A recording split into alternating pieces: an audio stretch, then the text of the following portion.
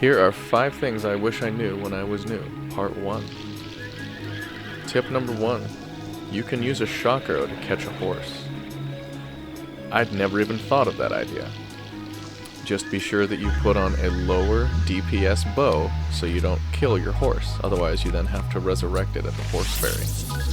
If you don't know the horse ferry exists, well, now you do.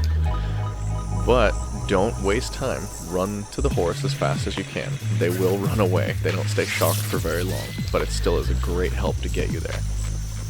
Then mount up, soothe your animal, and congratulations. You've caught any horse you want. Tip number 2, the top 2 fishing locations. And I made this because these are the most densely populated fishing areas. If you were looking a second ago, you would have seen all the birds up above in the air. This is what those birds are circling. That is the most porgies I have ever seen in one spot. Just drop a shock arrow and go pick up your bounty.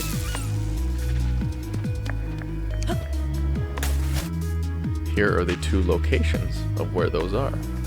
The other one is, if you're doing the loop for Mighty Bananas, it's on top of a hill, and it's a decent sized pond. I'm throwing 5 different things in the water, fruits and berries, and a mushroom, because different fish are attracted to different things. If you watch closely, you will see the fish start to come in. But now a bad guy kind of scares them away a little bit, but I shoot a shock arrow too soon for that to matter. So same thing, drop a shock arrow, kill anything nearby in the way, and go pick up your bounty. If you find any of these tips helpful, please like and subscribe. I'd be very appreciative. Tip number 3, how to make a Boomerang Orbit You. Aim up as high as you can and throw. Immediately weapon swap, run forward, sprinting to the left, and the boomerang will go around you. This might take quite a few tries to get right, but once you've got it figured out, there are so many applications you can do. The circle gets smaller and smaller until either the boomerang falls or you just pick it back up out of the air. Tip number 4, how to change blue Chuchu Jellies into whatever you want, whatever you're low on, or whatever your need is at the time. The easiest one for me is turning them into red Chuchu Jellies. I go up on Death Mountain, where I do my cooking trick, and just drop them on the ground. It's so hot they cook and they turn into red Chuchu Jellies. You can also drop them on a campfire. That'll do the same thing. Now to turn them into yellow Chuchu Jellies, which are electric, toss them in water. Don't shoot them directly, shoot the puddle they're in, and boom, you've lost nothing, and you've just transferred them over to yellow Chuchus. Now in the Tabantha region, there is a shrine that is in frozen water all around it. If you don't have it, you should get it, and here's why. Just drop the Chuchus in the freezing cold water and pick them up. If you touch the water, however, you will take damage. You can also, when you encounter a blue Chuchu in the wild, just kill it with any elemental weapon that you are in need of. So I'm trying to get yellow. Make sure the death blow hits when the elemental weapon is fully charged. And congratulations, yellow, white, it's easy peasy, and even red. I just didn't want to record it and make the video longer. Tip number 5, cooking on Death Mountain. This by far was the biggest time saver for me.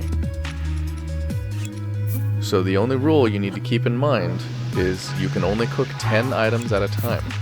Any more and your items will just literally disappear. So toss them on the ground, let them catch on fire, and then they're cooked. And then pick them up before they burn up into nothing. I do this the most with meat, because when you're in combat, meat stacks into huge stacks for healing you. So drop no more than 10 and let it cook.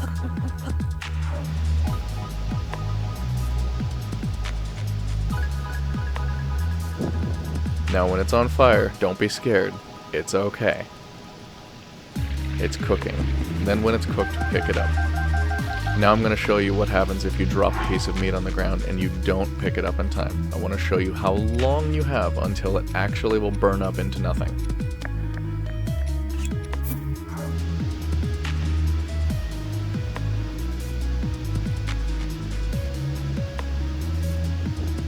So kind of a normal cook time, but once it's done cooking, it actually surprised me how long it takes to burn up and turn into nothing.